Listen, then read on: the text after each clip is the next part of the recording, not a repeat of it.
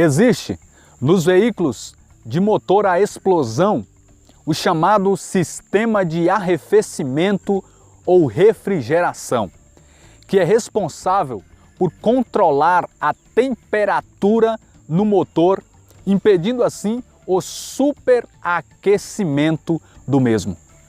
Eu digo que em nossa vida espiritual jamais deveria haver um sistema de arrefecimento, mas pelo contrário, deve haver um sistema de superaquecimento, para que constantemente, ao nós nos encontrarmos num processo de arrefecimento, aí então esse sistema de superaquecimento colocar a temperatura da nossa vida espiritual lá em cima. Porque, meu irmão e minha irmã, a palavra arrefecimento significa perda de calor, diminuição da temperatura, e no seu sentido mais amplo significa perda do entusiasmo, significa apatia, indolência, esfriamento. E em nossa vida espiritual, quando isso começa a acontecer, é quando nós começamos a perder a paixão da caminhada, é quando nós esfriamos no primeiro amor, é quando nós não temos mais vontade, interesse de orar, de buscar a Deus, de ler a palavra, de jejuar, de ir à igreja, de estar na presença do Senhor. A palavra de Deus diz no livro de Apocalipse sobre uma igreja da cidade de Éfeso que estava se encontrando nessa situação de arrefecimento. Ela, apesar de ser uma igreja que trabalhava, uma igreja ativa, diz o versículo 2 do capítulo 2 de Apocalipse, que Jesus diz àquela igreja: conheço as tuas obras, teu trabalho, tua paciência, vocês não podem suportar os maus, puseste à prova os que dizem apóstolos e não são, e os achastes mentirosos, tens perseverança, sofreste pelo meu nome e não desanimaste. Mas no versículo 4, Jesus diz àquela igreja por meio da carta de João: mas tenho contra ti que arrefeceste, que esfriastes o teu primeiro amor. Veja que apesar de aquela igreja estar ativa, ela não mais se encontrava no mesmo ardor do início, não mais se encontrava na mesma paixão, na mesma vontade.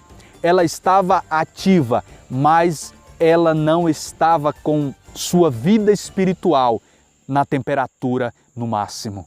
E essa também é uma realidade do fim dos tempos, ou podemos dizer, dos tempos em que nós estamos vivendo. Jesus diz em Mateus capítulo 24, versículo de número 12, que ante o progresso crescente da iniquidade, o amor de muitos, a caridade de muitos viria a se esfriar, a se arrefecer.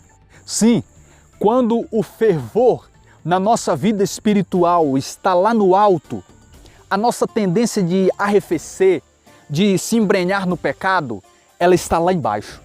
Mas quando nós estamos na atividade pecaminosa, estamos na vida pecaminosa lá em cima, a nossa vida espiritual está lá embaixo.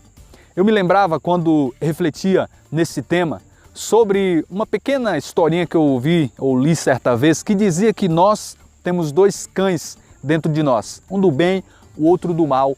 Ambos estão constantemente se atracando, estão brigando. E aí alguém chega nessa história e pergunta qual desses dois cães irá vencer. E a resposta é: aquele o qual você alimentar.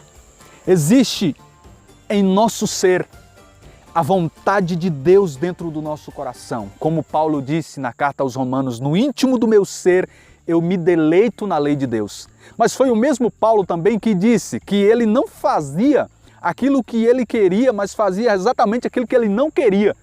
Porque existe no nosso ser também a concupiscência da carne. Esse desejo, essa vontade de se inclinar para todo aquele apetite desse mundo, apetites pecaminosos. Então, se nós estamos alimentando a nossa carne, com certeza a nossa vida espiritual em Deus está lá embaixo. Mas se nós estamos alimentando a nossa vida espiritual, a nossa tendência de pecar está lá embaixo. É por isso que existe uma frase que diz assim: quem ora deixa de pecar, mas quem peca deixa de orar. Não tem como conciliar as duas coisas. Como também disse um santo da igreja, quem não se assemelha a Deus se assemelha ao demônio. Não tem um meio termo.